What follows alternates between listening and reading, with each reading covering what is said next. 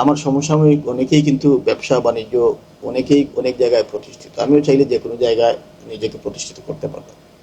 সেই যোগ্যতা তাদের মতো এত না থাকলেও আমার নিজের উপর আমার কিন্তু নিজের প্রচণ্ড বিশ্বাস আছে, এবং আমি যা করি আল্লাহকে রাজি এবং খুশি করার জন্য করি। আর মরণশীল পৃথিবীতে আমিও থাকবো না, আপনিও থাকবেন না, কেউ থাকবে না।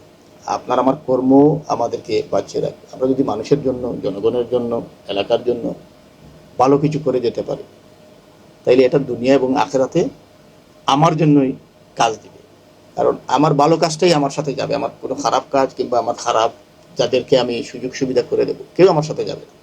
আমি মনে করি যে আমি রাজনীতি আমার একটা জ্ঞান এবং অনেকটা আমার রক্তের মধ্যেই হতে বলতে পারেন যে আমার নানা এই উপমহাদেশের একজন প্রখ্যাত আলেমের দিন ছিলেন, এবং আওয়ামী বিরোধী যখন 54-এর যুক্তফ্রন্ট নির্বাচন হয়, সেই নির্বাচনে আমার নানা বৃহত্তম মৌলভীবাজার থেকে এমপি নির্বাচন করেছিলেন, যখন আওয়ামী লীগের বিরুদ্ধে অনেকেই কথা বলতেন।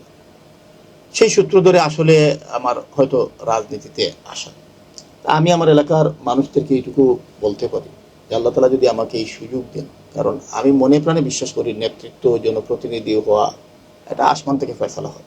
আল্লাহর যদি মায়া না থাকে, আল্লাহর যদি রহম না হয়, ছায়া না হয়, তাহলে এটা মানে কারো ভাগ্যে জুটে না। আল্লাহ তালা যদি আমার কপালে এই জিনিসটি লিখে রাখেন, এবং এই উসিলাটা আল্লাহর দয়ায় যদি দেশনেত্রী বেগম খালেদা জিয়া এবং আমার প্রিয় নেতা জনাব তারেক রহমান এবং বিএনপি আমাকে মনে করে যে আমাকে দিয়ে এই নির্বাচনী এলাকার মানুষের জন্য কাজ করাতে পারবে, কল্যাণের জন্য আমি কাজ করতে পারবো, এবং আমি বিশ্বাস করি যে আমি মনোনয়ন পাই কিংবা না পাই, জনপ্রতিনিধি হই কিংবা না হই, আমি যতদিন বেঁচে থাকবো আমার এলাকার মানুষের জন্য, এই দেশের জন্য, এই দলের নেতাকর্মীদের জন্য আমি কাজ করে যাব। জনপ্রতিনিধি হওয়া না হওয়া তো ভাগ্যের বিষয়।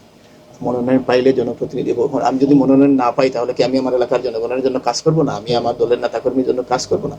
আমি আপনাকে কথা দিয়ে যাচ্ছি, আমি যদি মনোনয়ন পাই, আমি যদি নির্বাচন করি, আমি যদি জনপ্রতিনিধি হই, আমি আমার এলাকার মানুষের জন্য যেভাবে কাজ করব।